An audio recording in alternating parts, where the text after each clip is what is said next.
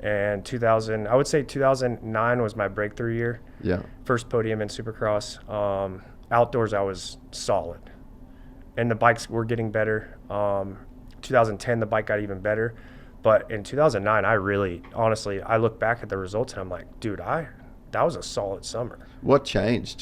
You just got better and better and better and better. I think we got introduced to Rhino and we started training as a group. And prior to that, I never did that, you know? And Rhino helped us in 2009. And that was through Star. Yes. So we all trained with him.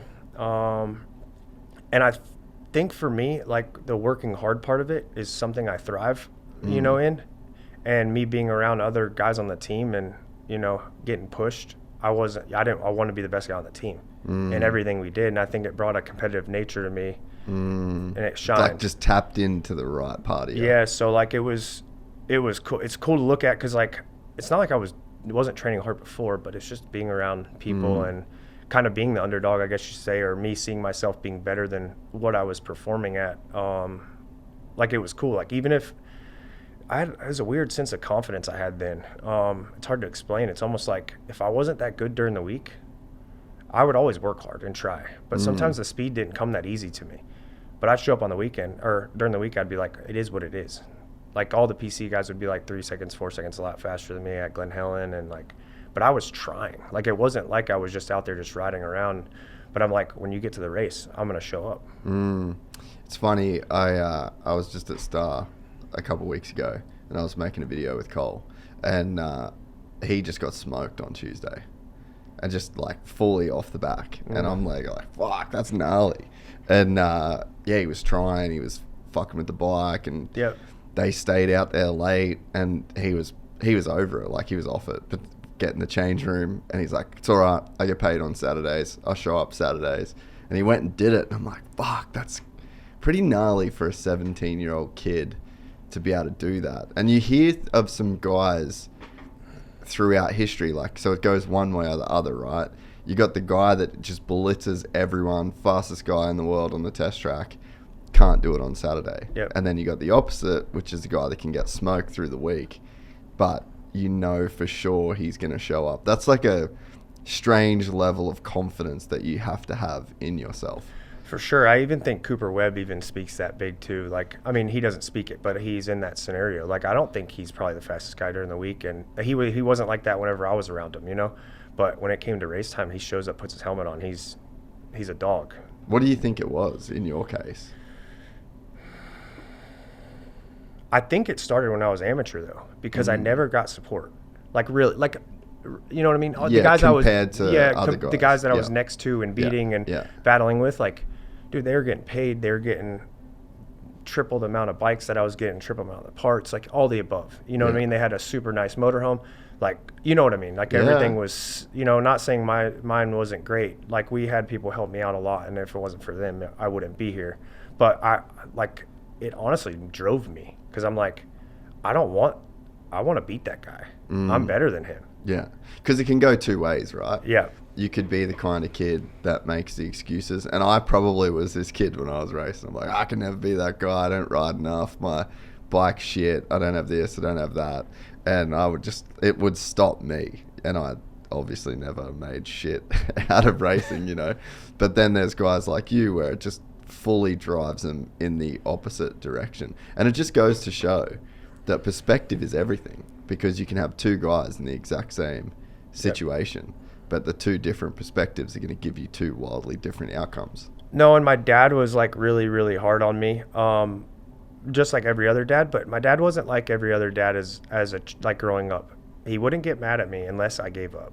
So like he embedded it in our heads as the tickles, you're not giving up. Like, I don't care if you go out and get 10th, but if you give up and get 10th, yes. Yeah. If you give up and ride around, I'm not going to be happy. Yeah. And that started when we were a kid. He even had little stickers made there on my crossbar pad that said, "Don't give up, don't ever give up."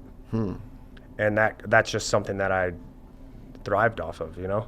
And I didn't realize it then. I thought it was a stupid little sticker sometimes, you know, because he'd want to put it on the crossbar on every bike. And I'm like, Dad, I don't want it there. But now I look back and I'm like, he was building something. That's so cool, man. Yeah. Like, that's, it's funny that there's a thing now, I guess, like in, you know, raising children and whatever, that you're not supposed to build up the results of things. So it's like you don't praise the result, you don't praise the good grade, you don't praise, oh, you're so smart, you're so this, you're so that. Now the correct way that they say that you should do things is just praise effort. Yep. And it's like, did you do your best?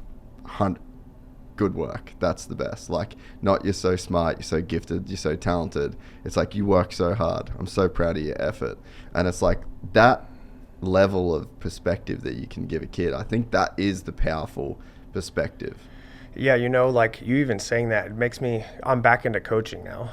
I stopped for a couple of years because I wanted to go back racing last year, so I focused on myself. I hired an endurance coach. I trained, got ready for that, and then stopped coaching guys. Like I kind of just wanted a break from it, and I wanted to see something was going to stand out if I wanted to do it again. Yeah. And Garrett came up to me about midway through his 3 races into Supercross this year. Yes, and we started working together. And funny you say that. That's ultimately how I'm coaching him. Like we're so, like, as a racer, you're so tapped into like, what's my lap time?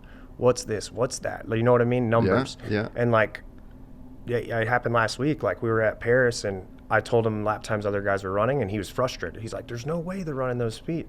And I said, "Well, your focus of that moto wasn't speed. It was you getting a good feeling on the bike. We're going to go do sprints now." And then first time he comes in, he's like, "What's my lap time? What's my lap time?" He's all excited, you know? And I'm like, "You don't need to know it. Did you put in 100%? Do you think you can be better? Go do another one." And then he laid down a heater. And then I'm like, he came in again. "What was it? You don't need to know it. Go do another one." He beats it again. So like, I'm starting to learn to, like, on the coaching side, like, it's pretty cool. Like, it's almost like making it, you know, planting seeds to make it their idea to change some things, you know, ultimately. And I'm having fun with it because I was a little bit stubborn too, as a racer, when people would tell me things, or, "Hey, you should do this, you should do that." You know what I mean? We just are. We're resistant to it. Yeah.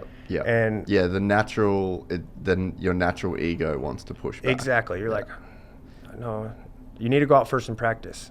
"Okay, I will." Then I go out. You go out last. You know how it is. Like, there's certain things that you got told your whole career that we were so stubborn against. But I've been working with Garrett with this, and now with Aiden Zing. Like, how was that? What did you feel? Where do you think you can be better? Before I tell them what I think. Because then it kind of puts them in their own headspace and understanding what they're doing and how they approach. You know when you make a mistake, or you know when you overcook it and you slam the berm. You know all those things. So it's just getting them to acknowledge them themselves. Exactly. Yeah. So it's been really cool because, like, it's something I think that a lot of guys don't do. And at the end of the day, each racer has their own experience. Like this week, actually before Paula, like, Garrett's like, "Hey, what do you think about where I'm at?" I'm like, "Dude, your riding's so good. Like, I could critique you all day. I could say this, and this." And he goes, "Well, what do you really see?" I'm like, "Well, I see this, but I don't want to change anything. I don't want to think about anything before the weekend. You're riding too good, and your speed is really good right now. Let's go racing and see what we get." And like, I think it's good because I don't want to change what's made him good. Because then he's going to lose the speed he had. Yeah. Yes, we can work on little things and baby step our way that way, but I think I'll be taking away from his speed. Yeah. And I don't want to do that because his speed right now is good. If you enjoyed this content, please like and subscribe. And to listen to the full 3-hour podcast, search Gypsy Tales in your favorite podcast platform or click the link in the description below. Gypsy Gang.